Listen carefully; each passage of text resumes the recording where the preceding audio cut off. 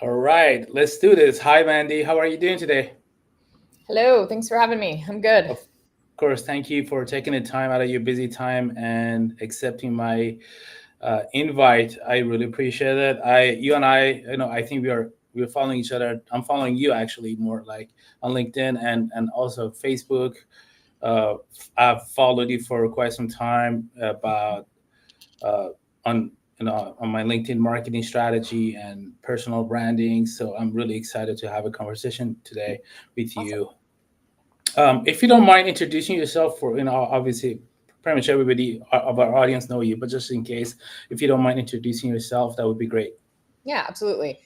So I'm Mandy McEwen. I have been an online marketer since 2007, long time ago. I have a company, Mod Girl Marketing, which is my digital marketing agency. I started back in 2010. And then we also created a LinkedIn training consultancy called Luminetics in 2021. So I'm a LinkedIn nerd, marketer slash social seller. So now we focus a lot of our time on helping companies, so sales teams and also individuals maximize the power of LinkedIn. We have some awesome on-demand courses, some AI tools, a LinkedIn profile builder that's pretty awesome, post writer, all the things. So we have full enablement LinkedIn training systems, and then I do a lot Hmm. of live training as well. So that's my deal. When I'm not doing that, I'm traveling as a digital nomad. I'm actually in Hawaii at the moment. Very cool. Must be nice. Uh, Thank you. Appreciate the intro. I Let's just talk about social selling. You mentioned that. What is social selling, and is it limited to LinkedIn? Absolutely not. No, social selling is, in my opinion, the way to sell with the least friction right now. And this goes across any B2C, B2B, any social media network, right? Hmm. Obviously, if we're talking about B2B, it's LinkedIn is the primary channel here. But I think that social selling is a way to connect with people on a deeper level and then turn that into a profitable relationship. But it's more of a human to human sales experience versus blasting out a bunch of impersonal cold emails or cold calling without Yeah, intent, right? So for yeah, me, it's a more humanistic approach to sales. sure. That's great. Yeah, I get annoyed when I get those cold um, DMs from salespeople that they're not even part of my connections. So I'm Hmm. like, hey, dude, at least maybe ask to be connected with me, and then maybe you want to sell to me later. I'm Yes, assuming that that is part of your social media, social selling strategy, right? absolutely. Yeah, do Yeah, your research ahead of time and know how to actually talk to people. right. Very cool. Um, all right. So you answered like two of my questions at once. So what are some of the best practices for social selling? Yes. So, one, look legit. Doesn't Hmm. matter what social media channel you're maximizing, you need to look the part. But even before you do that, you need to have a strategy. Yeah. So, where do your people hang out? Like, you got to know your ICP. You have to know your buyer persona. You have to know where they hang out. You have to know their pain points, what's important to them, etc. And then you want to focus on the channels that they hang out in. Then you want to look like a legit, trusted industry resource and someone that isn't just another annoying salesperson. Yeah. Like you want to actually look the part. And so those are like the pre steps before you can even get into reaching out to people. Is you have to do your research and you have to know, what people are looking for and what's going to make you attractive. And then you need to have an active social media presence. So whatever channel you decide to focus on for this, you have to be active there. And it's not just about posting, you need to be commenting as well. Yeah. So building relationships, commenting, not even just with prospects in general, with people in the Mhm. industry. And then you need to learn how the hell to talk to people the right way to where you don't come across salesy and annoying. That's a lot of what I train. So looking for those triggers, looking for people that are posting content, starting conversations around that, looking for introduction opportunities, leveraging your existing network, et cetera, et cetera. So this isn't something that you can just say, oh, I'm going to start social selling and you press a button and it's done. Like this is a long-term play here that Yeah. takes refinement and practice. Yeah. So in a way, it's a lot of marketing, right? A lot of thought leadership and marketing. Absolutely. Yeah. Yeah. It is a blend of sales and marketing, and that's why I think I love it, Yeah. because it is kind of taking both of that, because really sellers these days kind of have to be their own marketers, because when we're in sales, like, we are the product too. Like, Hmm. we're selling a product, but we are also the product, so we have to market ourselves appropriately, so all Yeah. sellers are also need to learn the basics of how to market themselves. Yeah, let's talk about that a little bit more because there's a lot of, and especially in B2B, there's a lot of debates and conversations about who's supposed to do what, like this whole marketing versus sales alignment, right? So, like, and I think I'm more in line with your what you just said is that I think salespeople need to be a little bit of marketers, and marketers also need to be a little bit of salespeople, so that way we can see what we each need. In a work we work with B2B companies where the marketing team is more on the creative side and not so much on performance marketing, and that's where we come to help them to generate some leads. But again, those leads need some sort of nurturing, right? And then who's supposed to do all that? Is it a salesperson? Is it a marketing? Does it? And I think I like to kind of get your feedback from your expert opinion. Where is the line drawn in the sand in terms of what is marketing and what is sales? Yeah, this is something that I think anyone can debate on for a hot minute Yeah. because they need to work together first and foremost. There needs to Hmm. be a harmonious relationship between the two, and a lot of times there's just not, right? Because Yeah. you need both. Like, we got to Sure. have sales, we got to have marketing. The Right. problem is it's a little too siloed right now in a Yeah. lot of organizations. And you see this, right? So you also have marketers that don't get what buyers are looking for when it comes to what they respond to, Hmm. so you have marketers creating these outreach sequences that, quite frankly, are dated, like, Sure. this stuff doesn't work anymore, and Yeah. it's hard to keep up with all of this. It's not easy. Yeah. That's why you and I are, employed. Sure. That's why we have Yeah. clients, because people can't keep up with this stuff. So Yeah.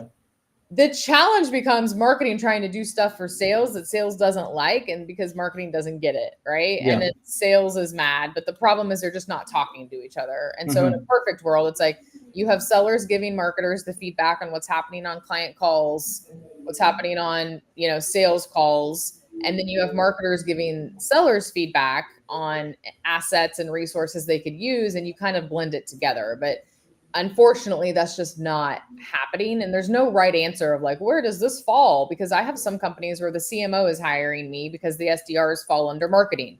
I Yeah. have others where the SDRs are not under marketing at all, they're under sales, Yeah. so every org is so different, and I just feel like there's got to be a better way for sales and marketing to work together.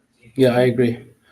I fully agree. And I, even as a marketer, I've closed. Being self-employed, I have to close, but I don't consider myself being a salesperson. But I know how to sell. But I focus obviously more on marketing. I have changed my approach a lot to kind of put myself in the shoe of salesperson, knowing the type of pressures they have, to meet certain numbers and stuff like that. A lot of them work off commission, Yep. and sales can also provide really good data.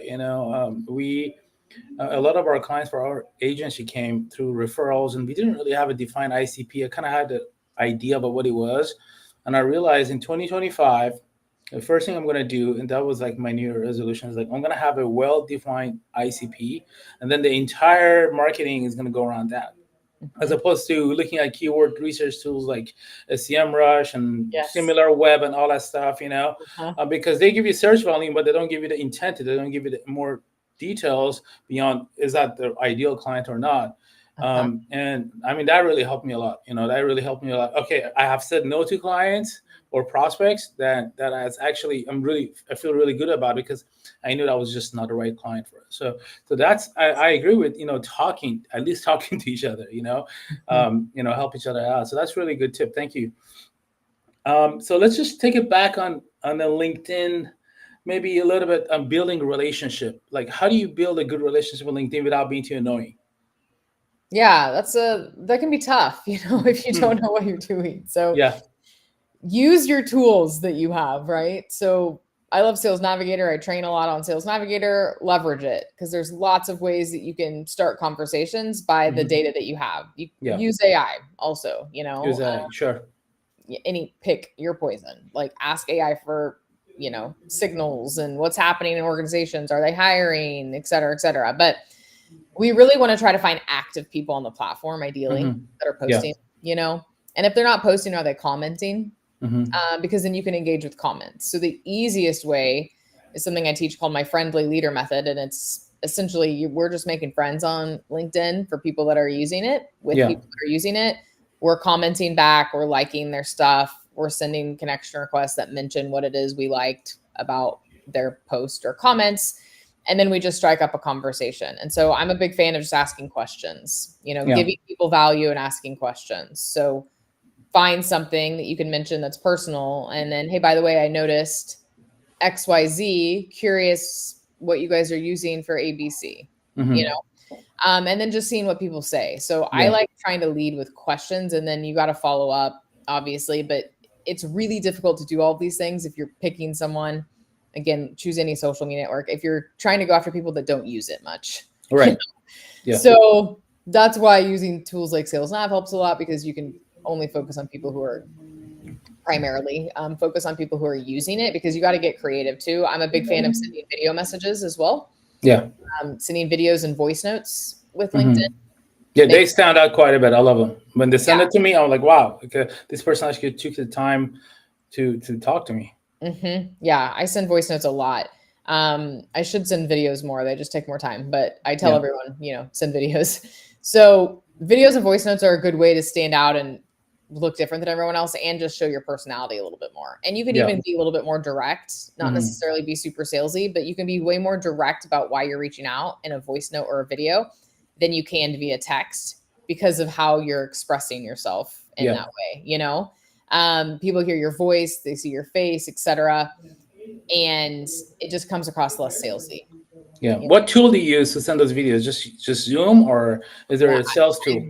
I know, I just use it. The best way to send videos in LinkedIn is to do it directly in the LinkedIn mobile app. So either you record in the mobile app, or you do it on your phone ahead of time, and then you upload it as an attachment.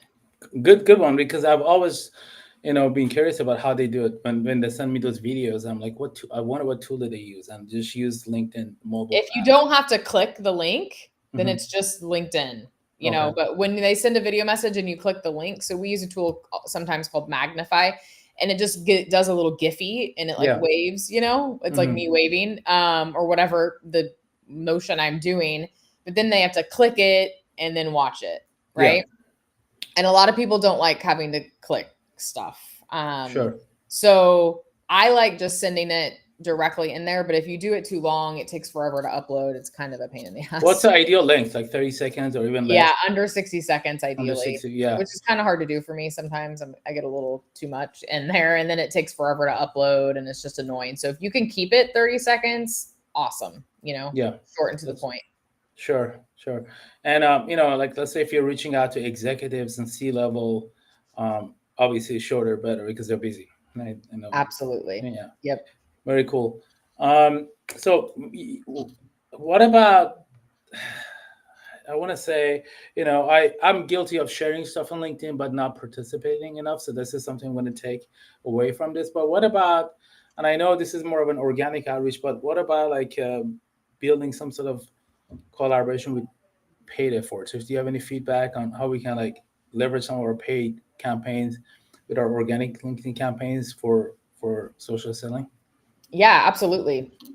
I mean, I would take the thought leadership type posts that are working well organically and put some advertising dollars behind them, right? Like very cool. Good strategy. The best way. And you can use personal profiles now, Wow.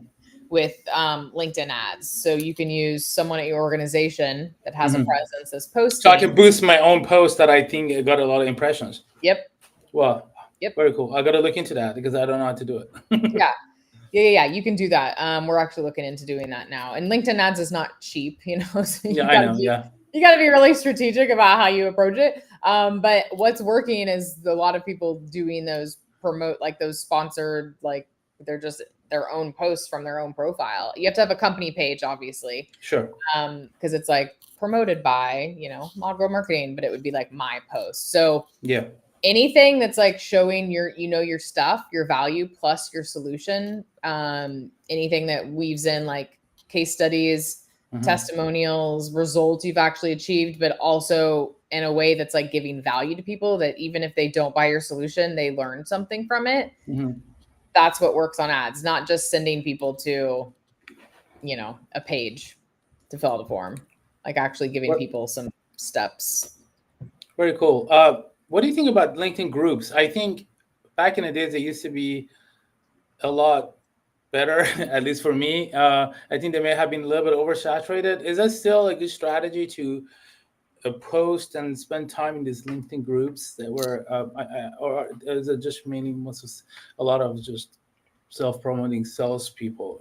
I know, and I'm going to give an example. There used to be a CMO, and there still is a CMO group where I used to participate in back in the days, and I was able to get some really good prospects and even a project out of that.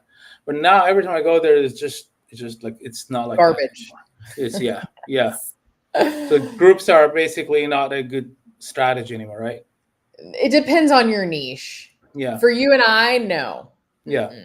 Marketing, sales, tech, no. Now, if you're in a very specific niche, yes, there's still opportunities there, because all you got to do is go and find the most popular LinkedIn groups in your industry and just literally go and see if there's meaningful conversations happening, or if it's just a bunch of spammers. So it is still viable for other industries, just not sales and marketing, right? Yeah. So my tip to everyone is like, just go look. If you're not in sales and marketing niche, go look to see what groups are out there.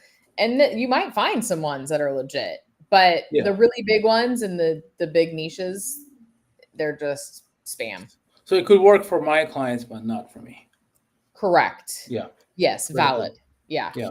Very awesome. Cool. I guess the next thing I was going to ask is that, like, maybe you can tell us a little bit about your tool. Like you say you have an AI tool. Is it accessible to people like me, or is it like more you guys use it?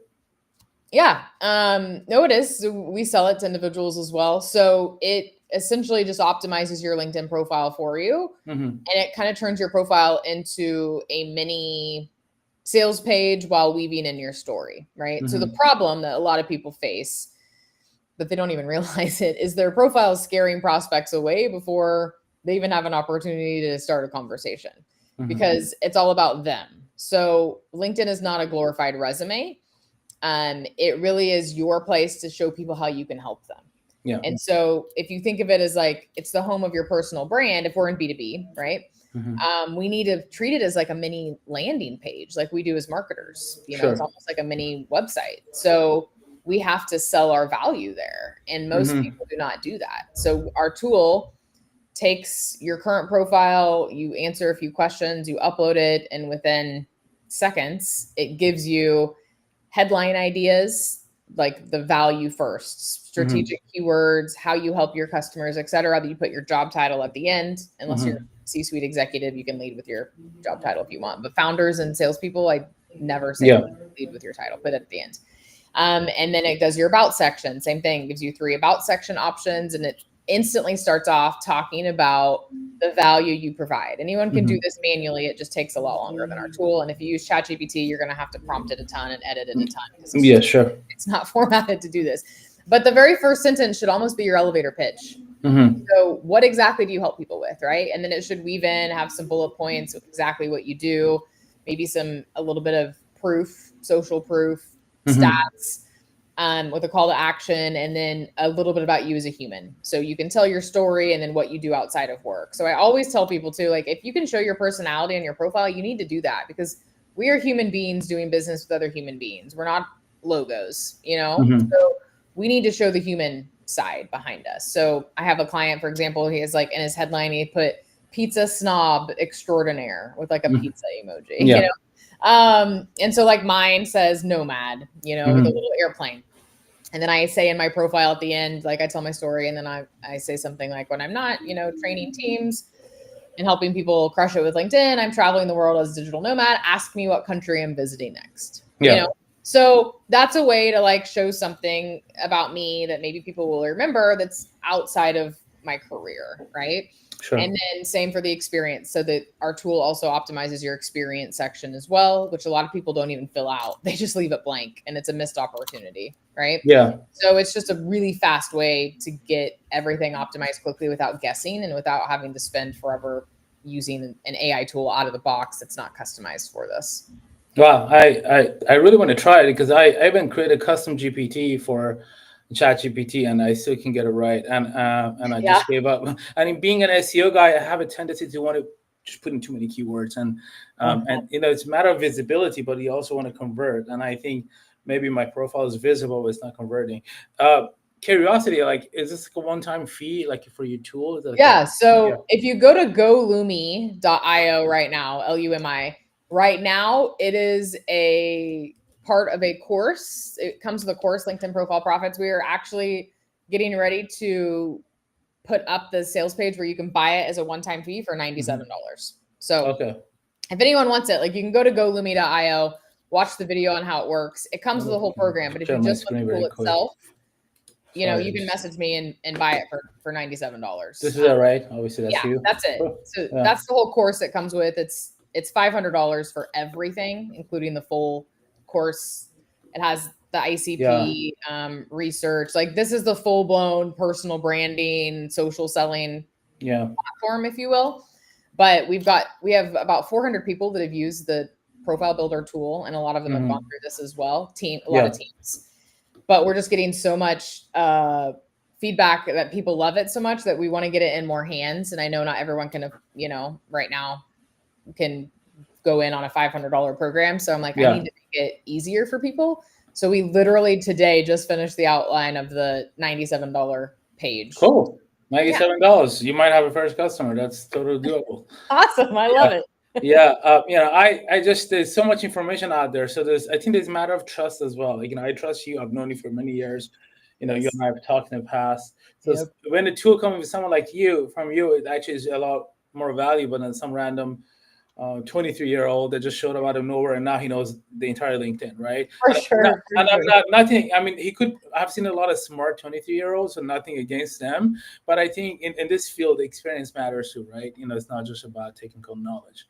So Absolutely. I definitely, mean, we've literally optimized thousands of profiles over the years. So I've trained this thing. It's modeled and iterated. We've had it live for almost a year now. We've just been selling yeah, it behind the scenes and we've been tweaking it, but it's literally built on thousands of profiles that we've optimized, you know? yeah. So And $97, you know, I'd rather spend it there than spend hours trying to get things correctly. absolutely. It is well worth the $97. Yeah, for sure.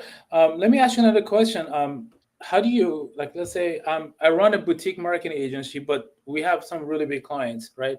You Mhm. know, I obviously do we I do a lot of LinkedIn. And I'm guilty of not commenting enough. I need to do that, but I do a lot. I share a lot of stuff on LinkedIn. I write on Forbes. I speak at events. Um, but I think a lot of the promotion is under my name. Do you also recommend to kind of formulate that under my company name as well, or am I the hook to the company, or like because like you Yeah. know should I do both? I don't know.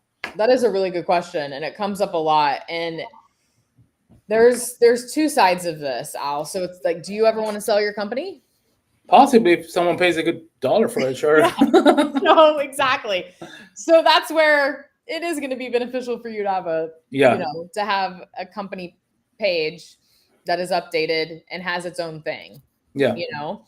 But obviously, personal profiles on whatever platform are always going to perform better. Like look at Elon Musk. Everyone uses Elon Musk as an example, right? yeah, Like his personal profiles versus his Tesla's company profiles. He's just got millions and millions and millions of more people that follow him than the right, company, you know? sure, sure. So that's just the example everyone uses. But it is very beneficial to have both in case of an acquisition. Like if you want to sell, it's like it's hard to sell the company when you're everything. Like you're the only face, right? So it's like you've got two sides here. It's like we want to build the personal brands of the people running the company, the faces. Like that is important. There's no question about that. That the executives need a presence, founders need a presence. Like we're not going to deny this. Like people that are doing this are noticing way more quality leads than those companies who aren't. But you have the other side of this when it comes from a brand is you're also trying to build a brand that maybe it could get acquired someday, you know? So you want that brand to also have amazing content. So what we do is we literally just take the same content that we post on mine and then we post it as Mod Girl, our company page, but then we also have other posts like repurposing old posts and videos that we have on Mod Girl that's just scheduled, you know? And then sometimes we'll just repost directly from Mandy to Mod Girl. But again, it's still all kind of like my content, but we still have a presence. So I don't do like, we are consistently posting, but I'm not doing extra strategies for my company page, you know? I'm just not, but it would be really hard for me to sell Mod Girl marketing because I'm kind of Mod Girl. Now Luminetics is different. I could probably maybe one day sell that if I wanted to, but Mod Girl marketing, it's like, it's been tied to me since 2010. I don't think I could ever. I remember. I don't want to buy it because it's me, you know? Yeah. And that's another reason why I created a new brand, Luminetics, because it's like, it's a kind of a broad name, you know, it's more, it's more sellable if I ever wanted to do that in the future, right? It's not even something I'm considering right now, but that's the benefit of having both, you know? Very cool. No, this is amazing. That's, I actually, the other day, I realized our company LinkedIn profile didn't have a description. I'm like, I'm gonna have to talk to our social media person because like that's like a social media 101, right? But it's just because I never paid attention to it, and I usually do stuff under my own. But that's really good stuff. Besides your tool, any other like AI tools are popping out that you recommend or you're looking into? I actually just got off the call with someone today. It's called Trigify. So it's like so everyone's using Clay for intent-based signals, right? Yeah. So it's like a simpler version of Clay that doesn't do as much. But there's a lot of like cool AI intent tools that you can use. So I have my own GPTs as well, and I give them to my clients and stuff and even prompts if they don't use ChatGPT on like just getting information. But I also like these tools that are popping up that like it'll tell you whatever you want to know, right? Like Clay is the most popular one, but Clay is kind of a beast. You got to really know how to use it or hire someone to use it, and it can get pricey.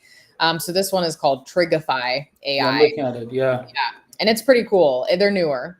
So that's one when it comes to like intent. I would stay away from LinkedIn automation because they're really cracking down on that right now. You know, automating requests and automating messages. Got it. They're getting their accounts flagged and, you know, paused for days while they get searched. And it's just not, it's kind of risky. You know, there's a lot of tools that do that, lots, but it's a gamble, you know, because LinkedIn is cracking down on that. And then another one, we also have a LinkedIn post writer. That's amazing. Oh, you did mention it earlier. So maybe tell me a little bit about that. Yeah. So it's a GPT and a standalone tool. The standalone tool is still in beta. We're still tweaking it.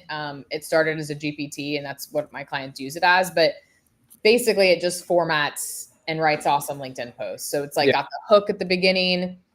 You know, it has the bullet points. It has the call to action at the end. So it's just formatted to write LinkedIn posts like I would, like I know works. So people can easily scan and read them quickly. They're just high engaging LinkedIn posts. So our clients that are using them, yesterday, one of my clients said like, your posts are getting, and we do this ghostwriting for some clients too, like your posts are getting 30% more engagement at least than mine, you know? And then one of my other fractional CFO clients said, and he's using it himself. And he said the very first week he used it, the very first post got 5 times more views than all of his posts like combined the week before. So it works, but we have our own standalone tool in case people don't like ChatGPT or pay for it. Because right now you have to pay for the $20 version of ChatGPT, you know, in order to use custom GPTs. If you don't pay for ChatGPT, you can't use it. So my developer is creating a standalone version of this as well. So very cool. And that's free? Or no, it's for paying clients. It's part of our membership. It's a $97 a month membership. Okay, so if I get the 97, I get the custom GPT too? Yep. Well, if you sign up for a membership, yes. Oh, the membership. It's a monthly deal because the profile builders, most people just use it one time, you know? Yeah. It's Well, it's let's talk about limited. your membership. But what are the things you do as part of your membership? You optimize posts, and Yeah. I use LinkedIn a lot, and I'm always curious. Like sometimes, what some posts that I think is supposed to get a lot of the reaction doesn't. Like yesterday, I posted something that I had published on fastcompany.com. I'm like, okay, a lot of people are gonna like this and react to this, and they didn't. I was like, Then they didn't. Oh man, that's the worst. it's like You're like all proud of it. we had two people, and one I had to remind. I'm like, hey, I tagged you in this post. Like I coded you in this post. Oh man, And you now I want to share go this look stuff. at it so I can Yeah. engage. Yeah, please. Yeah. The algorithm is weird right now. Yeah. Don't worry too I took much it very because personal because I'm like sometimes the weird stuff gets a lot of impression, and I'm like, dude, this is like a publication that is not easy to write on, uh-huh. and I just like, how come I only got like 2 or 3 likes? I was just scratching my head yesterday. I'm like, okay, I'm just going to bed. Forget it. I'm gonna ask Mandy tomorrow.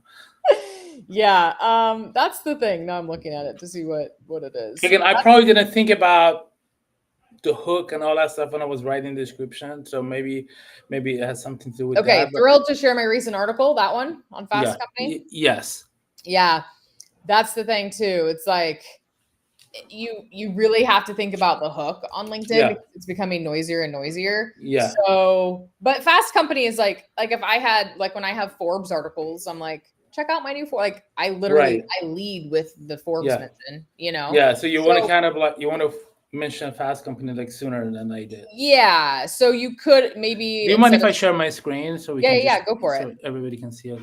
All right. So yeah, this is a post. I wrote it and literally the day before, and I tagged Fast Company. I tagged Arvo. This is a guy. Arvo is the one I interviewed. I'm like, hey, dude, can you like this post at least? I mentioned you. You're in the article, right? And literally, I only got 2 likes, and he just thanked me after I reminded him. So I'm just like, I put the tags here, but yeah. Anyhow, go ahead, please. Okay. So I would okay, let me go back to it on my end. Okay, so it's about AI versus human expertise in marketing, when to automate and when to keep it human. Mm-hmm.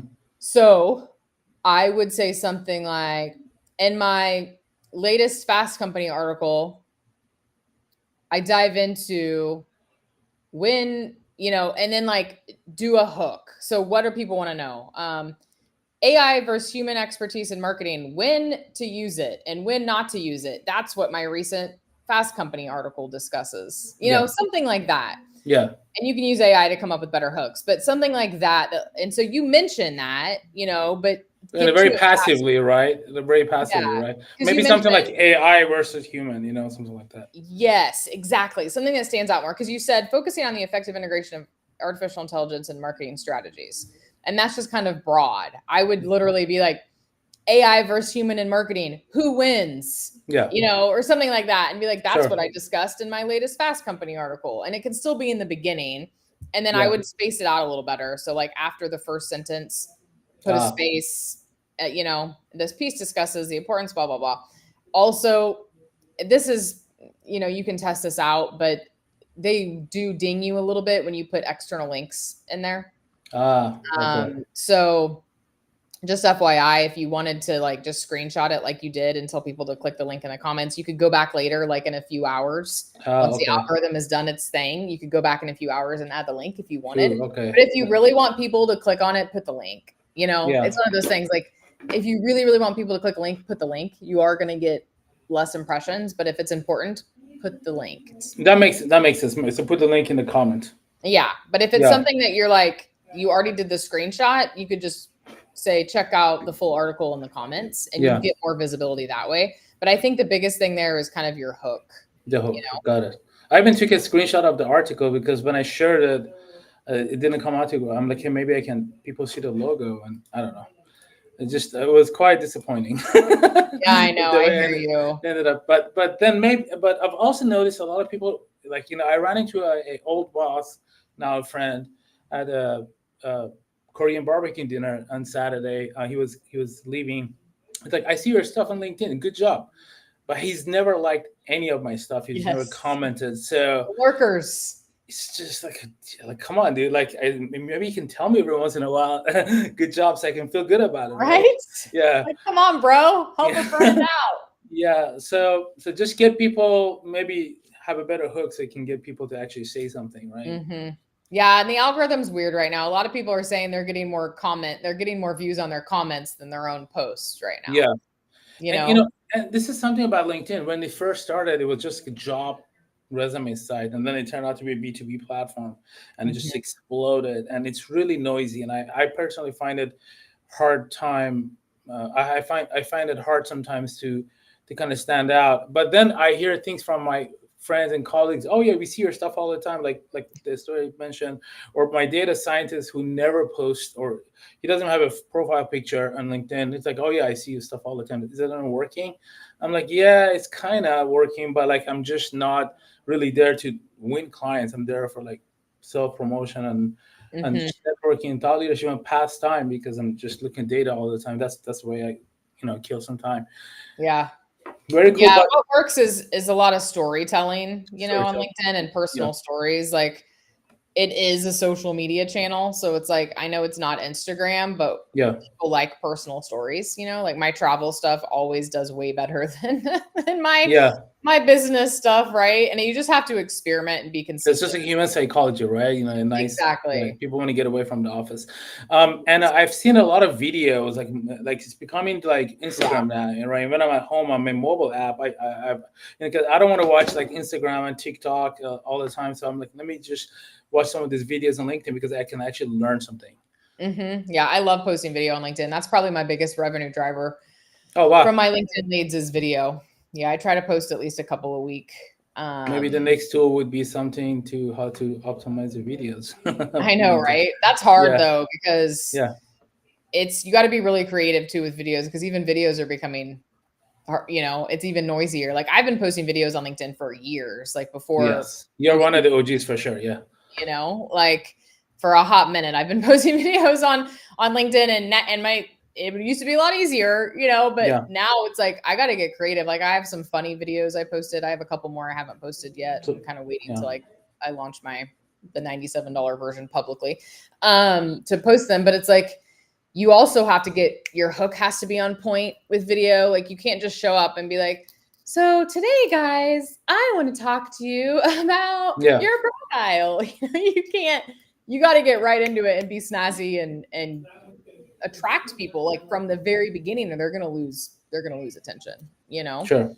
So even that's becoming harder to stand out, but video does really well. And the video algorithm is changing all the time. It's so crazy. Like one of my videos got, I think it's 4 million views now. A month, 2 months ago, a couple months ago.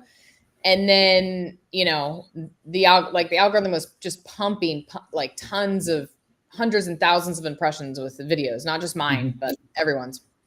And then it Yeah, changed again. And now everyone's like, what happened to the videos? Like now the video impressions are way down. And it's like, if you get one that they like, it'll pick up in the feed. But a lot of times it's just, it's an interesting time right now on yeah, LinkedIn. You just have to keep being consistent and trying things and not get too worked up about the views, the impressions. Cause to your point, Al, like people are seeing your stuff. yeah, So, they're still seeing it. People tell me all the time, like, yeah, I see your stuff all the time. And I'm like, yeah. well, I'm glad someone is because even Hmm. for me, some days I'm like, I feel like I'm not getting enough Yeah, impressions. And this is what I do for a living. And I sure. still get frustrated. But then when I hear people that I'm talking to on calls, like, yeah, I see your stuff all the time. I'm like, oh, thank God, because Yeah, I was beginning to wonder. yeah. Yeah, I guess my last question for you regarding this would be like, is there a cadence to posting? Is how much is too much or too little? Am I posting too often by posting everything every day a couple of times, or should I, chill a little bit and comment more? Yeah, I was actually going to tell you that. I was like, "Guy, you actually post quite a bit a day. Yeah. I need to ring the bell so I get your notifications so Well, I I'm can." a little slow right now, so I'm kind of like I'm just like literally just spending. I think I'm spending too much time on LinkedIn. I'm waiting for a client to get some funding, and other clients are kind of like going really smoothly. So I feel like I'm spending too much time on LinkedIn. Be I gotta smarter fix it. about it. Yeah, Yeah. for sure.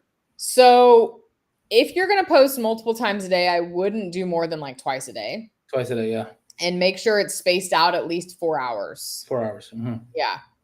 Because that gives enough time the algorithm to kick in for the second one. Because if you post too much in a day, it's just going to drown out your other posts. Hmm. Like because it doesn't have time to pick it up. So to answer your question, at least a couple times a week for people. If you're going from zero, anyone listening to this right now, if you're not posting at all on LinkedIn, you don't need to instantly go from 0 to 100. It's not necessary. You can start with just 2 posts a week, minimum. Mm-hmm. If you can do 3 posts a week, that is ideal. And then once you get in the swing of things, you can post daily, once a day if you want. Obviously, the more consistent you are, the more results you're going to see. But you also have to think about, what are you posting? Like we're talking about not just resharing and reposting other people's stuff, but thought leadership type content where you're educating people, you're providing value, right? Yeah. So that's part of this too, is like, you got to have a mix of personal content, you got to have a mix of really actionable content that tells people this is what you can do right now to go and achieve XYZ results. And then you have to have a mix of results you're achieving for customers, and those are always ones that get way less reach, but they convert better, Mm-hmm. So you really need a strategy. And this is what one of our programs, LinkedIn Posting Power, with our AI post writer does. It like walks you through all of this, helps you the content calendar. It's a whole thing, right? But you really need a strategy in order to do this right. If you actually want to get decent visibility, but you don't need to be posting that much. It's kind of like quality over quantity. Sure. And then once you've got the quality down, of course, you can start posting more. But, I would just say, for those who haven't posted at all, like, just start with a couple times a week. Mm-hmm. But there's no limit on commenting other people's posts, right? Actually, they do have limits now. Apparently, people are getting cut off. Oh, wow. So I haven't experienced that yet, but some people are saying like they can only comment 30 times a day. Oh, wow. I think LinkedIn is cracking down on this because of the AI commenting spam. Got it. Yeah, I've seen a lot of weird comments that I'm like, it didn't even look like I read my article, or it was very generic. That actually all makes sense. So basically, quality over quantity.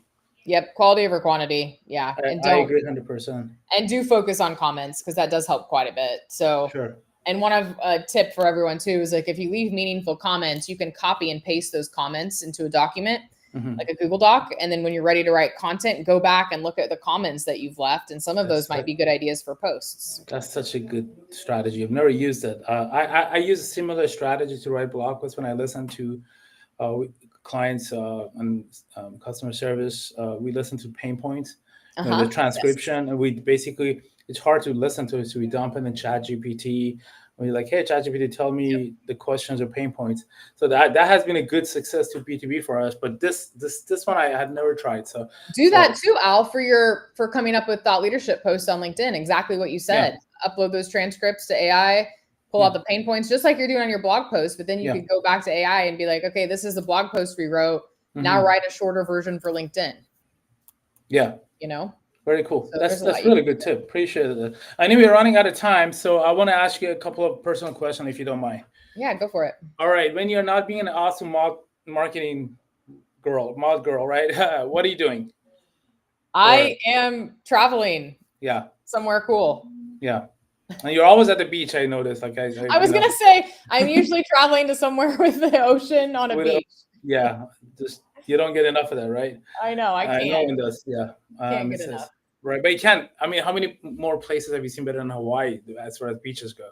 I know. Very little. Very little, right? Hawaii is hard to beat, honestly. Yeah. It's pretty magical. Right. I agree. This one is a strange question. If you could be a superhero, what would it be and why? Oh, that is. I'm not really caught up with my superhero people. So I don't know. I guess Superwoman. Superwoman, yeah. Yeah, just because if she can fly, can Superwoman fly? Yes. So. Yeah, okay. Superwoman is just a male version, female version of Superwoman. Yeah, I was like, if Superman can fly, I think Superwoman can fly. So that's why Superwoman. I'll just go with that. You could totally. I could see you being a Superwoman for sure. Yeah. Right on. Very cool. And are you into any? And I think the last question would be any like movies or books. Any movies you've watched recently or books you've written that you recommend? Doesn't have to be marketing, obviously. Not really. Yeah. I don't remember the last what I was reading. What was I reading? I do have one of my favorites. Hold on, I'm trying to think of okay, so my friend Richie, I have it here in Hawaii. Actually, I left the book here in Hawaii. It's called Anti-Time Management. It is the best book. So for anyone, especially entrepreneurs, it's amazing. It basically just teaches you how to build your life around what's important and your priorities first, and then everything else falls into place. So it's not like waiting for, I'm going to work my ass off and one day I'm going to follow my dreams and travel the world. It's like, no, you do that now. You do that now, And so right? it's like ways to do that. But he's amazing. He actually lives in Hawaii also, but it's called Anti-Time Management. So that's my one I have for you. Very cool. One of our SEO guys used to live in Hawaii. He recently left, but cool. Yeah, that's awesome. Yeah, Mandy, it's been a pleasure. I really appreciate your time. I know you're busy. You have a lot to do. Thank you for the free consulting on my post. I will definitely become customer soon of your at least a LinkedIn profile. Yeah, I've been kind of playing around with it too much, and I can't seem to get it right. So definitely look happy to into help. that. Thank you. And I guess last question is, the services you provide, consulting, training, the tool, is there anything we left out? Nope, that's it. I mean, we've got a lot going on, so happy to help anyone. Connect with me on LinkedIn if we're not, and I'll send you what we got to help you out. Awesome. Thank you so